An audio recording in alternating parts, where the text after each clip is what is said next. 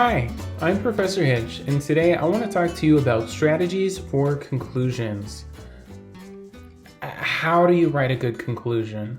Specifically, I'm going to be talking about 5 different excellent strategies for writing conclusions.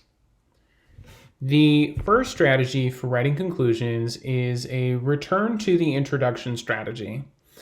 To use this strategy, ask yourself, did I leave anything unfinished in the introduction? And keep in mind that even if you didn't initially leave anything unfinished, you can always go back and add more that you decide not to finish so that you can pick it up in the conclusion. Using this strategy demonstrates to the reader that the writer has a certain amount of self-awareness and mastery over the topic. Any connection between the introduction and conclusion works. I see this used most effectively when telling a story. So let's say for a moment that you are writing about the impact of drilling for oil. So you might open up your essay by talking about a famous oil spill right up until the point when the oil spilled and the ecological damage was done. Jump into your essay, argue the point you want to argue, and then in your conclusion, talk about what's going on with that oil spill today. That's an example of returning to the introduction. The next strategy is a so what strategy. To use this strategy, ask yourself, what's the natural conclusion of my argument? Now, this one might not seem so obvious. You might be saying to yourself, well, technically, Professor, it's like the whole damn thing is the conclusion to my argument. And that's true. I mean, like you're arguing in your essay what it is you want to argue. So what do you mean natural conclusion? But consider the example down below. For example, consider a paper about alcohol abuse in universities. If the paper argues that alcohol abuse among students depends more on psychological factors than simply the availability of alcohol on campus, a so what conclusion might tie together threads from the body of the paper to suggest that universities are not approaching alcohol education from the most effective perspective when they focus on exclusively limiting students' access to alcohol. So, in this example, even though I'm really only talking about alcohol abuse among students, my so what is taking it to the next level and saying like, well, what policy could be implemented as a result of what it is I'm trying to argue? Or is what currently is happening the most effective thing that can be happening? Asking sort of a bigger question, asking a more important question. That's an example of the so what strategy. You could also try something called addressing limitations, although I will say that this is a somewhat limited strategy, for writing a conclusion. To use this strategy, ask yourself the question, in what aspects is my argument lacking? Are there circumstances in which the conclusions might be wrong? On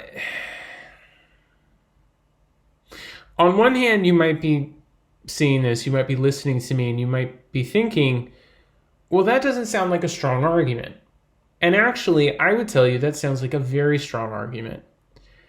Addressing limitations shows that you're aware of both sides of the argument. You're not saying you're wrong. You're simply saying, these are some holes in my argument.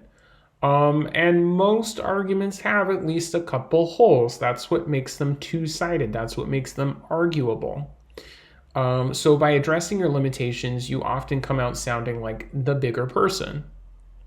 The reason why I hesitate and say that this is a somewhat limited strategy in nature is that typically you want to try to cover as many of those things as possible in your argument yourself. Typically, you don't want to leave things out and then say at the end of your essay, oh yeah, and I left all this stuff out and we'll talk about it in another essay. You don't want to do that. Typically, an addressing limitation strategy for a conclusion works best in a research paper, where try as you might include as much research paper info as you can, as much research info as you can. You simply cannot cover everything about your topic in the scope of like 8 pages. then that's perfect. If you are writing about a 20-page topic in 6 pages or less, use your conclusion to talk about those other 14 pages and the ways that you think those 14 pages could have impacted what you did write. You could perhaps pose a new question.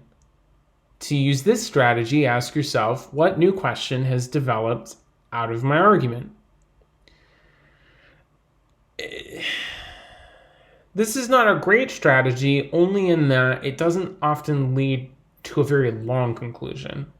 That said, essentially the way this works, posing a new question strategy, is that you in effect kind of use your paper responding to the prompt to generate a new prompt. Like, in answering whatever question you were asked to answer by your teacher, you now realize that there's a totally new question out there with totally new implications. And so rather than simply finishing your answer, you end on another question kind of aimed back at your reader. You could try for the complicating your claim strategy. To use this strategy, ask yourself, is there any evidence against my thesis? Or what does an outside source have to say about my thesis? Now, in a way, this has a lot in common with addressing the limitations. And so in that sense, I'm not going to spend too much time on it. I think this example, though, is a good one. For example, consider a paper about Ireland's neutrality during World War II. This paper argues that Ireland refused to enter the war because it wanted to assert its sovereignty, not because it had no opinion about the conflict. A complicating your claim conclusion for this paper might provide the historical evidence that Ireland did aid the Allies, suggesting that the Irish were more influenced by international diplomacy than their formal neutrality might suggest. I think of the complicating your claim strategy like the twist ending on a really good TV show. It's not trying to cancel out anything you argued. What you argued is still all completely true. But there's a twist at the very end that makes the reader go, what? Used effectively, it will most definitely be a paper that your reader remembers. Now, polishing your conclusion, we talked about 5 strategies. We talked about a return to the introduction, so what strategy, addressing the limitations, posing a new question, and complicating your claim. For polishing your conclusion, consider some of the following tips. After you've completed your conclusion, look over what you've written and consider making some small changes. Remove obvious transitions like in conclusion, or in summary, or in result from your conclusion. Here's the thing. Your conclusion should be the last paragraph of your essay. If it's the last paragraph of your essay, I know it's your conclusion, and so you don't need to announce to me, yes, in the conclusion, here's the following. You can simply start your conclusion. Additionally, consider taking a strong phrase from your conclusion and using it as the title or subtitle of your paper. Having that connection back to the beginning, even if it's not a connection to your introduction, can demonstrate a kind of awareness that leaves your reader thinking, wow, he planned it all out from the very beginning. Or wow, she was an incredible architect of this paper. And there you go. We are at the end of this brief conclusion paragraph lecture. I hope this was helpful.